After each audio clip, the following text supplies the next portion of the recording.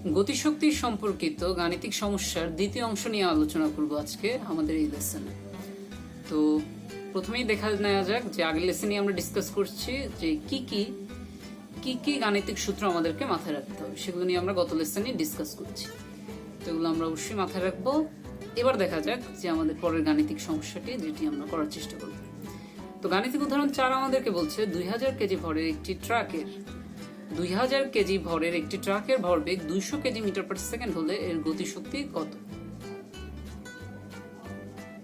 এটার সমাধানটা চেষ্টা করা যাক। তাহলে আমাদের যে ট্রাক আছে একটা, তো সেই ট্রাকের ভর কত, আমরা বলতে পারি যে আমাদের ট্রাকের যে ভরটি সেটি কত, সেটি হচ্ছে 2000 কেজি। ট্রাকের ভরবেগটা কত বলছে, ভরবেগটা বলছে 200 কেজি মিটার পার সেকেন্ড। আচ্ছা, তো আমাদের ট্রাকটা এখন দেখা যাচ্ছে স্থির, রাস্তাও দেখা যাচ্ছে না। আচ্ছা, আশা করি ট্রাক চলতে শুরু করলে রাস্তাও চলে আসবে। এই যে ট্রাক চলে গেল। তো ট্রাক যদি এভাবে চলতে থাকে রাস্তায়, এবং ট্রাকের যে ভরবেগটা, ট্রাকের যে ভরবেগ পি, ভরবেগটা তো আমরা পি দিয়ে প্রকাশ করি, সেই পি এটা যদি হয় 200 KG metre per second, 200 KG metre per second হলে এর গতিশক্তি কত। তো বোঝাই যাচ্ছে আমাদের যে টার্ম দেওয়া আছে, আমরা জানি ট্রাকের ভরটি জানি, আমরা ট্রাকের ভর জানি এবং জানি ট্রাকটির ভরবেগ কত, কিন্তু আমার বের করতে হবে ট্রাকটির গতিশক্তি কত। তো এই ক্ষেত্রে যদি গতিশক্তি আমরা বের করতে চাই, তো আমাদের কে বের করতে হবে। তাহলে অবশ্যই আমাদের কোন সম্পর্কটা ব্যবহার করতে হবে, যে গতিশক্তির সাথে ভরবেগের যে সম্পর্ক সেটি আমাদেরকে ব্যবহার করতে হবে। তো গতিশক্তির সাথে ভরবেগের সম্পর্ক এটা কিভাবে করা যায় সেটা আমরা যখন গাণিতিক সূত্রগুলো দেখছিলাম তখনই দেখছিলাম। তারপর আমরা চাইলে আরেকবার এটা নিয়ে কথা বলতে পারি। তো EK equals to half M V square বা এম ভি স্কয়ার বাই 2 যেভাবেই লিখি। তো এটা যদি হয়, আমরা যদি এক কাজ করি, উপরে একটা এম দিয়ে গুণ দেই আর নিচে একটা এম দিয়ে গুণ দেই, তাহলে উপরের যে টার্মটা, উপরের টার্মটাকে আমি কি বলতে পারি, এই যে অংশটা, এই অংশটাকে বলা যায় যেটা কি হবে, এই অংশটা just simply M V whole square by 2m। এখন এই এম ভি মানেই কিন্তু আমাদের কি, আমাদের যেটা হচ্ছে ভরবেগ। তো এটার জায়গায় যদি আমি ভরবেগ এমভির জায়গায় আমি পি বসিয়ে দিতে পারি, তো এমভির জায়গায় যদি পি বসিয়ে দেয় তাহলে আমরা আমাদের সূত্র পেয়ে যাই, যে সূত্রটি আমাদের প্রয়োজন। তো ইকে ইকুয়ালস টু কি পি স্কয়ার বাই 2m। আমরা জানি EK equals to P square by 2m, যেটা এখান থেকে আমরা বের করলাম। তো ইকে যদি পি স্কয়ার বাই 2m হয়, তাহলে এখানে পি এর জায়গায় কত হবে, পি এর জায়গায় হবে 200 স্কয়ার, আর 2 ইন্টু এম এর জায়গায় কত, যেহেতু ভরটা কত 2000 কেজি। তাহলে এটা যদি আমরা হিসাব করি, এটার স্কয়ার মানে কি, এটার স্কয়ার মানে হবে 4, কয়টা শূন্য, 1 2 3 4, 4টা শূন্য হবে। আর নিচে কি 2 ইন্টু 2, তার মানে এটা 2000 এর দ্বিগুণ, তার মানে 4000। তাহলে উপরে 40,000, নিচে 4000। তাহলে এটার অ্যান্সারটা সিম্পলি জাস্ট কত হবে, এটার অ্যান্সারটা হবে 10। তাহলে আমরা বলতে পারি যে এই ক্ষেত্রে ট্রাকটির যে গতিশক্তি, সেই গতিশক্তিটি কত, জাস্ট সিম্পলি 10 জুল। তো 2000 কেজি ভরের একটি ট্রাকের ভরবেগ যদি 200 কেজি মিটার পার সেকেন্ড হয়, সেক্ষেত্রে তার গতিশক্তি হবে 10 জুল। পরের সমস্যাটি দেখা যাক এবার। তো গাণিতিক উদাহরণ 5 আমাদেরকে বলছে যে একটি কণার ভরবেগ হচ্ছে পি, এর গতিশক্তি 4 গুণ করা হলে নতুন ভরবেগ কত হবে। তার মানে এটি আমাদেরকে বলছে যে একটি কণার ভরবেগ হচ্ছে পি। তাহলে ভরবেগ যদি পি হয়, সেক্ষেত্রে আমরা যদি এটার গতিশক্তিকে কি করি, 4 গুণ করি। আমরা যদি এটার গতিশক্তিকে 4 গুণ করে ফেলি, সেই ক্ষেত্রে তার যে নতুন ভরবেগ হবে, সেই নতুন ভরবেগটা কত হবে।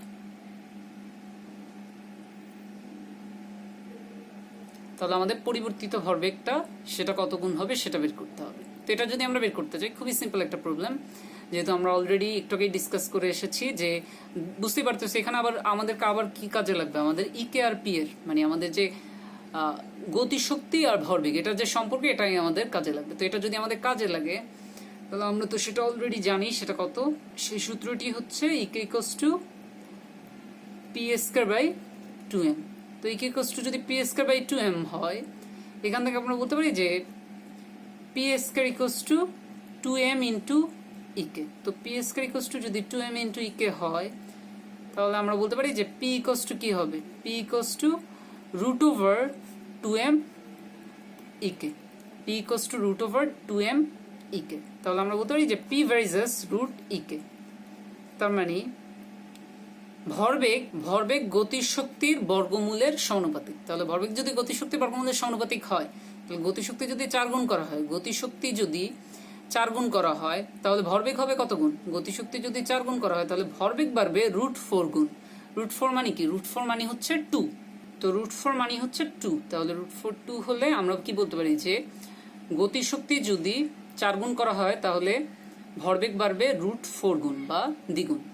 তাহলে এই ক্ষেত্রে আমার ভরবেগটা কি হবে? আগে যদি p হয় তাহলে এখন নতুন ভরবেগটা কি হবে? নতুন ভরবেগটা হবে 2p। তাহলে নতুন ভরবেগ হবে আমাদের 2p। একটা জিনিস মাথায় রেখো যে যখনই আমরা এই সম্পর্ক করতেছি যে ইকে আর পি এর মধ্যে সম্পর্ক করতেছি, আমরা যে বলতেছি যে ইকে ভ্যারিজাস পি স্কয়ার বলতে পারি এখান থেকে, তাই না? বা আমরা বলতে পারি যে পি ভ্যারিজাস √ইকে।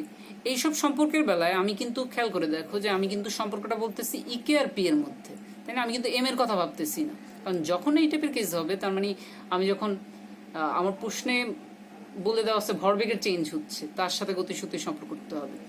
যখন এই দুটো টার্মের মধ্যে সম্পর্ক করবো আমরা ধরে নিব যে ভরটা বা এম, সেই এমটার কোনো চেঞ্জ হচ্ছে না। কারণ ভর যদি চেঞ্জ না হয় তারপরে তো ভরবেগ পরিবর্তন হতে পারে। কারণ কোনো কিছুর যদি গতি বেড়ে যায় বা কোনো কিছুর বেগ যদি বেড়ে যায়, সেই ক্ষেত্রে কোনো কিছু বেগ বেড়ে গেলে তার কি ভরবেগটাও বেড়ে যেতে পারে। তো এই জন্য সবসময় যে ভরবেগ বেড়ে গেলে যে সাথে সাথে ভরেরও পরিবর্তন হবে এমন কিন্তু কোনো কথা নেই। এই জন্য যখন আমরা গতিশক্তি আর ভরবেগের মধ্যে সম্পর্ক করব তখন কিন্তু আমরা কি করব? আমরা বাকি টার্মগুলোকে অনেকটা কনস্ট্যান্ট ধরে নিব। তো কনস্ট্যান্ট ধরে নিলে আমরা যে সিম্পলি দেখবো এই দুটার মধ্যে গাণিতিক সম্পর্ক কি, তার থেকে আমরা ইজিলি বের করে ফেলতে পারবো। তাহলে একটি কণার ভরবেগ যদি পি হয় আর গতিশক্তি যদি ইকে হয়, সেক্ষেত্রে যদি আমরা কি করি, আমরা যদি গতিশক্তিকে 4 গুণ করে ফেলি, আমার ভরবেগটা কি হবে? গতিশক্তিকে 4 গুণ করে ফেললে আমার ভরবেগটা কি হবে? দ্বিগুণ হবে। তারপরের গাণিতিক উদাহরণ দেখা যাক যে সেটি আমাদেরকে কি বলছে। এটি আমাদেরকে বলছে যে একটি বস্তু ভরবেগ 25% বৃদ্ধি করলে এর গতিশক্তি কত শতাংশ বৃদ্ধি পাবে? তার মানে কোন একটা বস্তু ভরবেগ হচ্ছে, আমরা ধরে নিলাম আগের বারের ম্যাথের মতো পি এবং গতিশক্তি হচ্ছে ইকে। তাহলে যদি আমরা ভরবেগটা 25% বৃদ্ধি করি, তাই না? যদি আমরা ভরবেগটা 25% বৃদ্ধি করি তখন এর নতুন গতিশক্তিটা কত হবে সেটা আমাদের কাছে জানতে চাচ্ছে। তবে ভরবেগটা যদি আমরা 25% বৃদ্ধি করি তাহলে আমার গতিশক্তিটা কত শতাংশ বৃদ্ধি পাবে এটা বের করতে হবে। তো এই টাইপের ম্যাথ ফিজিক্সে খুব কমন, বিভিন্ন টার্মের বেলায় এটা আসে যে এটা এত % বৃদ্ধি করলে এটা কতটুকু হবে। সেই মতো এটা বৃদ্ধি করে না বলে হ্রাস করলেও বলতে পারতো, বা যে কোনো পার্সেন্টেজে, বা তাই না, মাঝে মধ্যে দ্বিগুণ তিনগুণ এভাবে না বলে পার্সেন্টেজ হিসেবে বলে দেয়া থাকতে পারে। তো সেই ক্ষেত্রেও আমরা খুব ইজিলি করতে পারবো। তো এই ক্ষেত্রেও যেহেতু আমরা বুঝতে পারতেছি যে ভরবেগ আর গতিশক্তির রিলেটেড প্রবলেম, তার মানে এই দুটার মধ্যে রিলেশনটাই আমাদের আবারও কাজে লাগবে। তাহলে আমরা যেহেতু অলরেডি জানি যে ইকে ইকুয়ালস টু কি পি স্কয়ার বাই 2m, তাহলে ইকে ইকুয়ালস টু যদি পি স্কয়ার বাই 2m হয়, এই ক্ষেত্রেও আমরা এমটা দেখার বিষয় না, আমি জাস্ট চিন্তা করবো কি আমার যে ইকে ভ্যারিজাস পি স্কয়ার, তাই না? কারণ আমরা জাস্ট গতিশক্তি আর ভরবেগের মধ্যে সম্পর্ক করব। কারণ ভরবেগ এত বৃদ্ধি পাওয়া মানে যে সাথে সাথে ভরও বৃদ্ধি পাবে সেটার তো কোনো বাধ্যবাধকতা নেই, শুধুমাত্র বেগ বাড়ার কারণে ভরবেগ বাড়তে পারে। তো যখন আমার প্রশ্নে বলবে যে ভরবেগ বাড়তেছে, তার মানে আমি ধরে নিব শুধু ভরবেগ টার্মটাই ভ্যারিয়েবল হিসেবে ধরে নিব এবং তার সাথে গতিশক্তির সম্পর্ক করব। ভর টার্মটাকে কি ধরবো? আমরা ধ্রুব ধরে নিব।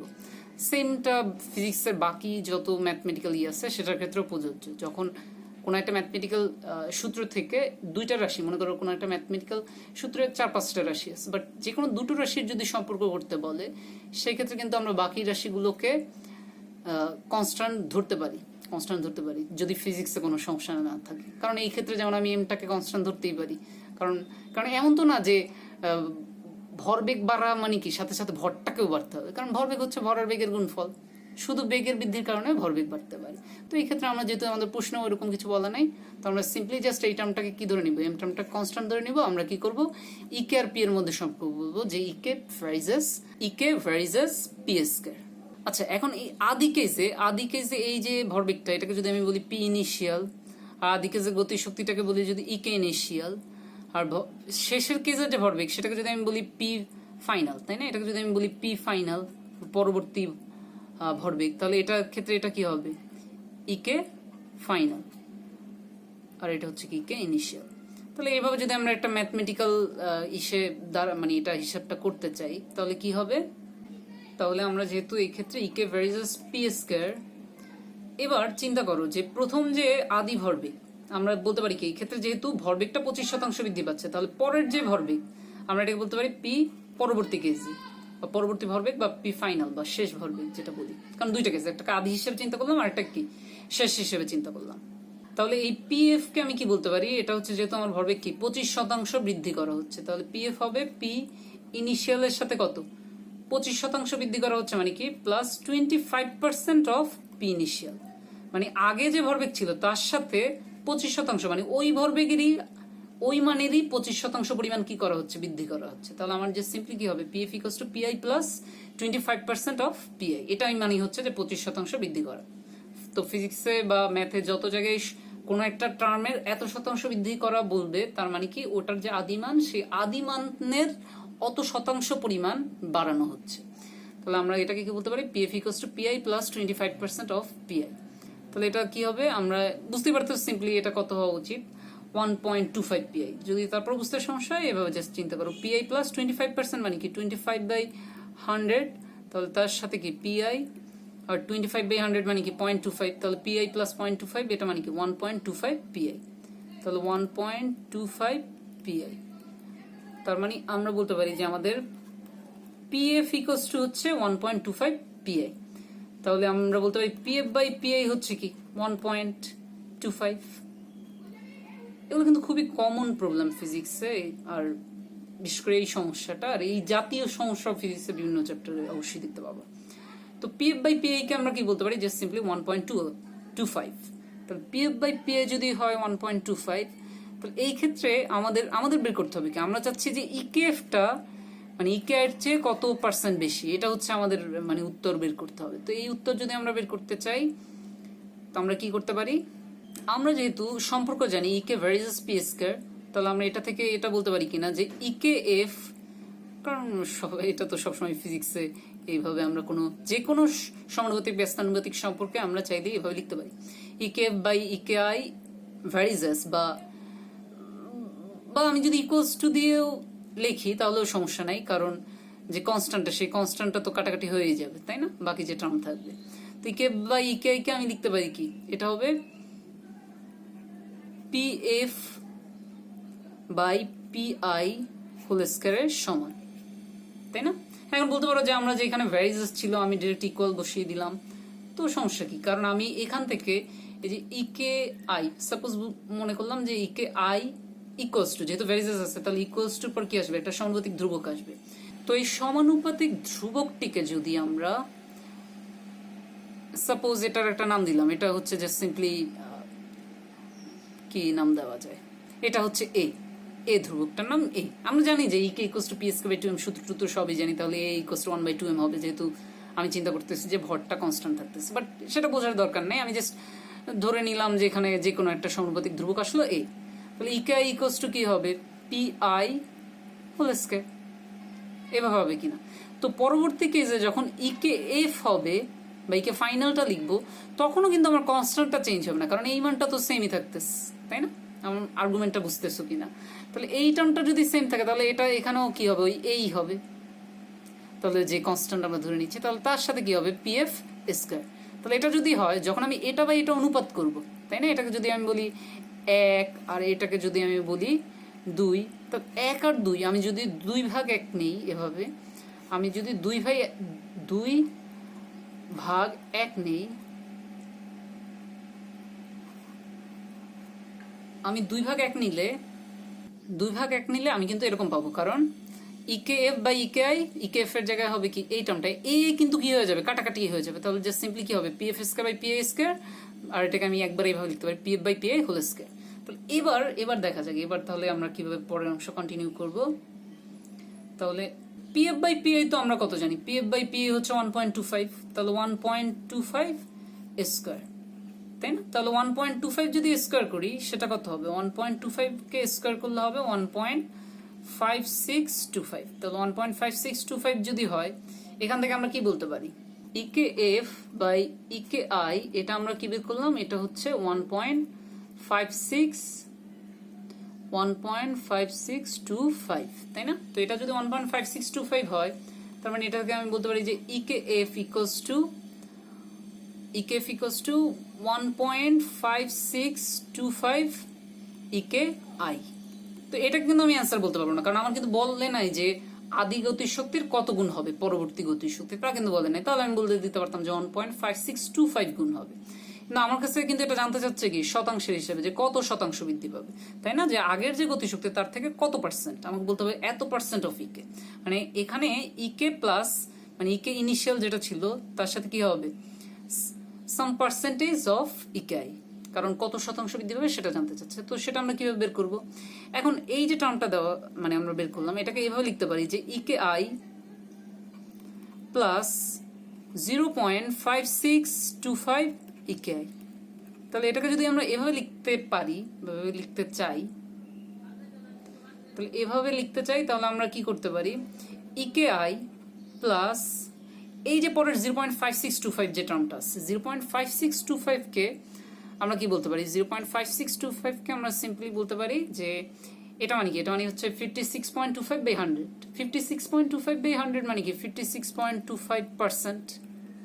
তাহলে এত পার্সেন্ট অফ ইকেআই, মানে আদি যে গতিশক্তি তার থেকে 56.25% বৃদ্ধি পাবে এর গতিশক্তি, যদি এর ভরবেগ 25% বৃদ্ধি পায়। তাহলে আমরা অ্যান্সারটা পেয়ে গেলাম। অ্যান্সারটা কি হবে, কত পার্সেন্টেজ, সেই পার্সেন্টেজটা হচ্ছে 56 পয়েন্ট, এই অ্যান্সারটা হবে 56.25% অফ মানে ইকেআই। আর যদি আমরা এক কথায় উত্তরটা বলতে চাই কত শতাংশ বৃদ্ধি পাবে, তাহলে সেটা সিম্পলি কি হবে, 56.25%। তাহলে আমরা কি বলতে পারি যে একটি বস্তুর ভরবেগ যদি 25% বৃদ্ধি করা হয়, তাহলে এর গতিশক্তি হচ্ছে 56.25% বৃদ্ধি পাবে। তো এই ছিল দ্বিতীয় অংশের কিছু প্রবলেম যা আমরা দেখলাম। এরপর আরেকটি অংশ থাকবে আমাদের গতিশক্তি রিলেটেড সমস্যার জন্য, সেই অংশে আমরা আরো কিছু সমস্যা দেখব। তো আশা করি সবাই এই লেসনের সবকিছু বুঝতে পারছো। ধন্যবাদ সবাইকে।